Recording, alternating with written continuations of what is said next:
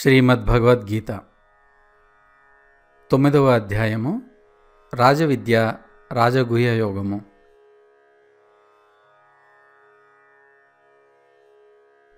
ఫలశ్రుతి. ధర్మయుక్తమైన మన సంవాదరూపమైన ఈ గీతాశాస్త్రమును పఠించువాడు జ్ఞానయజ్ఞం ద్వారా నన్ను పూజించువాడని నా అభిప్రాయము. శ్రద్ధాధర్మలు గలవాడును దోషదృష్టి లేనివాడును అయిన మనుష్యుడు గీతాశాస్త్రమును వినుట వలన కూడా పాప విముక్తుడై పుణ్యకర్మలను ఆచరించువారు పొందు ఉత్తమ లోకములను పొందును. ఈ అధ్యాయంలో కల్పాదియందు కల్పాంతమునందు ఈ ప్రాణులనియును ఏమగుచున్నవి, ఏ కారణం వలన సంసార చక్రం పరిభ్రమించుచున్నది, పరమాత్మ ఏ ఏ రూపములలో ప్రకటితమవుతున్నాడు, ఎవరి యోగక్షేమములను పరమాత్మ చూచుకొందును, ఏ ఏ భక్తులు ఎటువంటి రూపములను పొందుచున్నారు తదితర విషయముల గురించి శ్రీకృష్ణ భగవానుడు తెలియజేశాడు. శ్రీ భగవానుడు పలికెను, అసూయలేని నీకు ఇక అతి రహస్యమైన ఈ జ్ఞానము విజ్ఞానంతో సహా చెబుతాను. అది తెలుసుకొని అశుభము నుండి విముక్తుడు అవుతావు. ఈ రాజవిద్య పవిత్రము, ఉత్తమము, రహస్యంలోకెల్లా అతి రహస్యమైనది, ప్రత్యక్షముగా తెలియదగినది, ధర్మసహితము, నాశనము లేనిది మరియు అనుష్ఠించుటకు సులభమైనది. పరంతప, ఈ ధర్మ మార్గమునందు విశ్వాసం లేని పురుషులు నన్ను పొందజాలరు. కనుక వారు మృత్యురూప సంసార చక్రమున మళ్ళీ మళ్ళీ పడుచున్నారు. ఈ సర్వజగత్తు అవ్యక్తమూర్తినైన నాచేత వ్యాప్తమై ఉన్నది.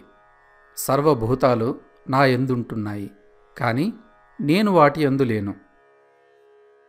ఈ ప్రాణులనియును నాలో స్థిరముగా లేవు. ఈశ్వరీయమైన నా యోగశక్తి చూడుము. ఈ భూతములన్నింటినీ సృష్టించున్నదియు పోషించున్నదియు నేనే. అయినను యథార్థముగా నా ఆత్మ వాటి యందు స్థితమై ఉండదు.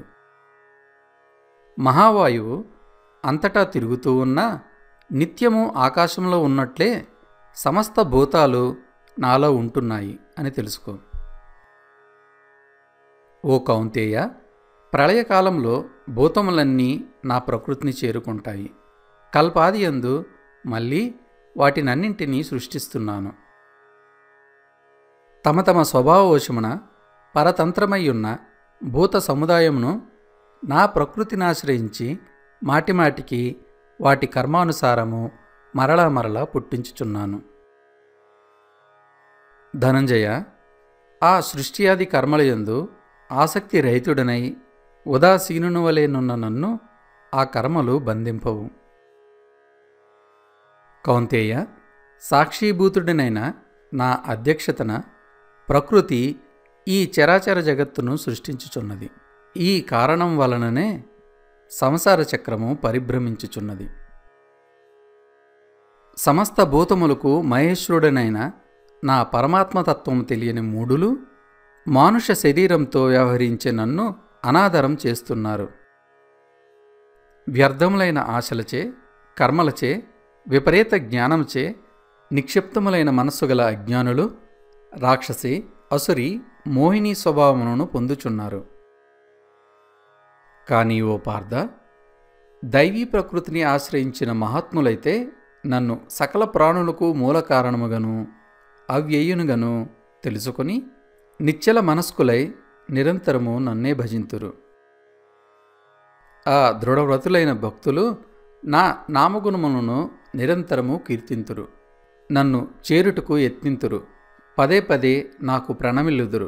సర్వదా నా ధ్యానమునందే నిమగ్నులయ్యుదురు. అనన్య భక్తితో నన్ను ఉపాసింతురు. మరికొందరు జ్ఞానులు నిర్గుణ నిరాకార బ్రహ్మనైన నన్ను జ్ఞానయజ్ఞము ద్వారా అభేదభావంతో ఉపాసించుచుందురు. మరికొందరు అనంత రూపములతో ఒప్పెడి నా విరాట్ స్వరూపమును ద్వైత భావముతో ఆరాధించుచుందురు. నేనే క్రతువును, నేనే యజ్ఞమును, స్వదయను నేనే, ఓషధులను నేనే. నేనే మంత్రమును, నేనే ఘృతమును, నేనే అగ్నిని, హోమరూపక్రియను నేనే. ఈ జగత్తుకు తండ్రిని, తల్లిని, విధాతను, తాతను నేను. తెలుసుకోదగిన పవిత్ర విషయాన్ని నేను. ఓంకారము, రుక్కు, సామము, యజస్సు నేనే. గతి, భర్త, ప్రభువు, సాక్షి, నివాసము, శరణము, మిత్రము, సృష్టి స్థితిలయ కారకుడును, ఆధారస్థానమును, నాశరహిత బీజమును నేను. అర్జున, సూర్యరూపమున నేనే తప్పించుచున్నాను. సముద్రముల నుండి నీటిని గ్రహించి వర్షరూపమున మరలా వదిలెదను. అమృతమును, మృత్యువును కూడా నేనే. సత్తును, అసత్తును కూడా నేనే. 3 వేదాలు తెలిసినవారు, సోమపానం చేసి పాపాలు కడిగివేసుకున్నవారు, యజ్ఞాల చేత నన్ను సేవించి స్వర్గగతిని కోరుకుంటారు. వారు పుణ్యము చేసుకుని ఇంద్రలోకం చేరి అక్కడ దేవభోగాలు అనుభవిస్తారు. వారు ఆ విశాలమైన స్వర్గలోకాన్ని అనుభవించి పుణ్యము క్షీణించగానే మర్త్యలోకం ప్రవేశిస్తున్నారు. ఈ విధంగా కోర్కెలు కోరుకొని వేదత్రయంలో చెప్పిన ధర్మాన్ని ఆశ్రయించిన వారు పోతూ వస్తూ ఉంటారు. అనన్యభావంతో నన్ను గురించి చింతిస్తూ నిత్యయుక్తులై నన్ను ఉపాసించే వారి యోగక్షేమాలు నేను చూస్తాను.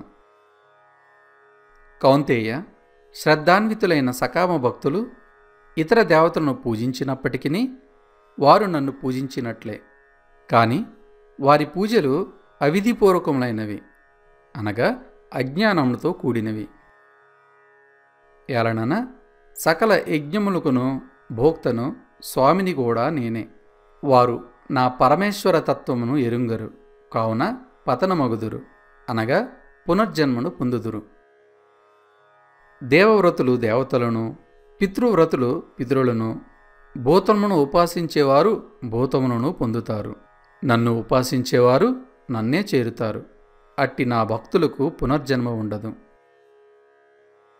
శుద్ధమైన బుద్ధిగలవాడు నాకు భక్తితో అర్పించే పత్రమైన, పుష్పమైన, ఫలమైన, జలమైన నేను స్వయంగా గ్రహిస్తున్నాను. కౌంతేయ, నీవు ఆచరించు కర్మను, భుజించడి ఆహారమును, హోమం చేయు హవ్యమును, అర్పించు దానమును, ఆచరించు తపస్సును నాకే సమర్పింపుము. ఈ విధంగా చేసి నీవు కర్మబంధము నుండి, వాటి శుభ అశుభ ఫలాల నుండి ముక్తుడు అవుతావు. సన్యాస యోగయుక్తమైన మనస్సుతో నీవు ముక్తుడివై నన్ను చేరుకుంటావు. నేను సకల భూతముల యందును సమభావముతో వ్యాపించియుందును. నాకు అప్రియుడు గాని ప్రియుడు గాని ఎవ్వడనూ లేడు. కాని నన్ను భక్తితో భజించువారు నాయందే ఇందురు. నేనును వారియందు ప్రత్యక్షముగా ఉందును. నన్ను అనన్యభక్తితో సేవించేవాడు ఎంత దురాచారవంతుడైనా అతనిని సాధువుగానే భావించాలి. అతడు సరి అయిన నిశ్చయంతో ఉన్నవాడు.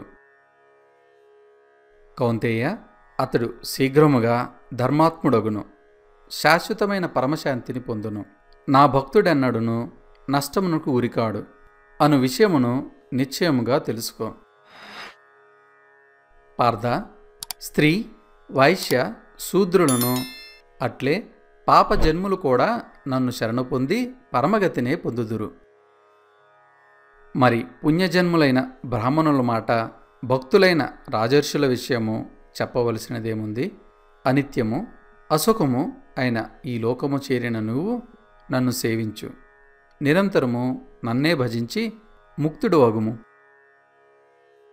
నాయందే నీ మనస్సును లగ్నము చేయుము. నా భక్తుడువు కమ్ము. నన్నే పూజింపుము, నాకు నమస్కరింపుము. ఈ విధముగా ఆత్మను నాయందే నిలిపి మత్పరాయణుడవైనచో నీవు నన్నే పొందగలవు. ఓం తత్సదితి శ్రీమద్భగవద్గీతాసు ఉపనిషత్సు బ్రహ్మ విద్యాయాం యోగశాస్త్రే శ్రీకృష్ణార్జున సంవాదే రాజవిద్యా రాజగుహ్య యోగో నామ 9మోऽధ్యాయః. ఓం శాంతి శాంతి శాంతి.